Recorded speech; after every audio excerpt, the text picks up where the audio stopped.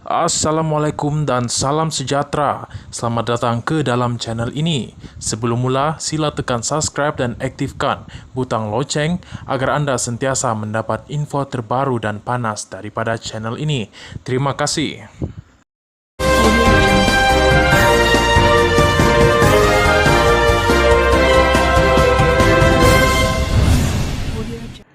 Keputusan permohonan Najib batal sabitan kes SRC esok.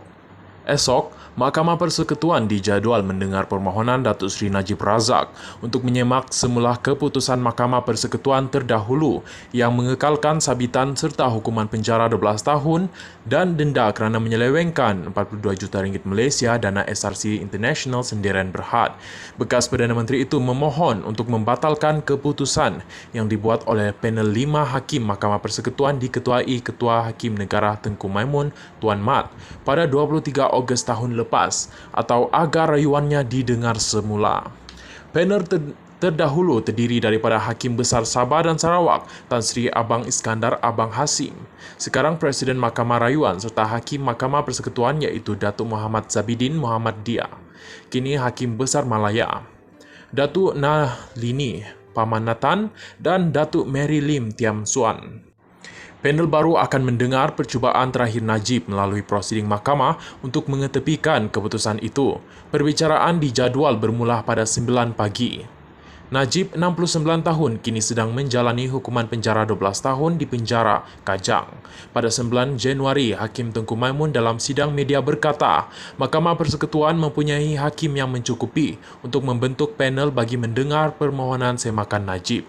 Sementara itu, ketika diminta mengulas mengenai permohonan semakan Najib, Peguam Muhammad Hanif Katri Abdullah berkata, pasukan Peguam Najib perlu meyakinkan panel baru yang mendengar semakan itu bahawa panel lama yang mendengar rayuan itu pada 23 Ogos tahun lepas tidak memberikan pendengaran yang adil dalam kes tersebut. Jadi mereka dapat meyakinkan mahkamah mengenai apa-apa isu yang menunjukkan Najib langsung tidak mendapat pendengaran yang adil. Mahkamah boleh membatalkan perintah Mahkamah Persekutuan sebelum ini. Untuk mengetepikan perintah berkenaan, rayuan itu harus didengar semula kerana ia belum didengar lagi. Rayuan tersebut akan ditetapkan untuk pendengaran semula di hadapan panel lain.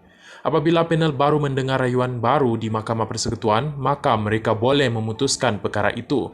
Sekiranya Peguam Najib sekali lagi berjaya meyakinkan panel baharu bahawa keseluruhan sabitan oleh Mahkamah Tinggi dan keputusan mengekalkan sabitan oleh Mahkamah Rayuan juga cacat dari segi undang-undang, maka mereka boleh mengetepikan sabitan tersebut, kata Peguam itu.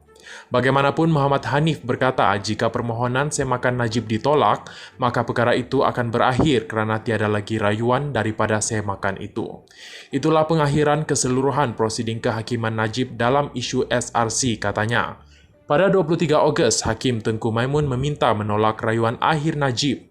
Berkata Peguam walaupun hadir dan ada dalam rekod mahkamah secara fizikal, tetapi enggan berhujah walaupun selepas diminta mahkamah berulang kali, sehubungan itu mahkamah mempunyai kuasa untuk meneruskan rayuan mengikut Seksyen 92 Aktah Mahkamah Kehakiman 1964. Beliau berkata, panel itu mempertimbangkan rayuan Najib dengan mengambil kira rekod rayuan termasuk petisyen rayuan yang mengemukakan 94 alasan rayuan, penghujaan yang difailkan di Mahkamah Rayuan serta penghakiman bertulis Mahkamah Tinggi dan Mahkamah Rayuan.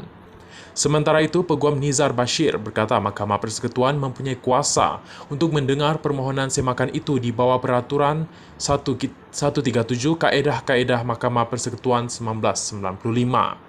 Untuk berjaya, perlu diingat bahawa apa-apa pelaksanaan bidang kuasa Peraturan 137 ini hanya akan dijalankan dengan teliti, dalam keadaan yang jarang berlaku dan luar biasa untuk mengelak ketidakadilan. Permohonan mesti menunjukkan terdapat ketidakadilan atau penyalahgunaan proses mahkamah, katanya lagi. Bekas ahli Parlimen Pekan itu juga telah memfailkan petisyen memohon pengampunan diraja atas sabitannya dalam kes SRC International. Selain itu, Najib menerusi Tetuan Syafi dan Ko pada 5 Januari lepas memfailkan petisyen kepada Kumpulan Kerja Majlis Hak Asasi Manusia Pertubuhan Bangsa-Bangsa Bersatu berkaitan penahanan arbitrari. Petisyen itu difailkan di Pejabat Suruhanjaya Tinggi, Geneva, melalui penghujaan digital dan beliau memohon pembebasan atau perbicaraan semula berikutan pendengaran rayuan di Mahkamah Persekutuan yang didakwanya mempunyai kecacatan serius dan bertentangan dengan peraturan keadilan antarabangsa. Terima kasih.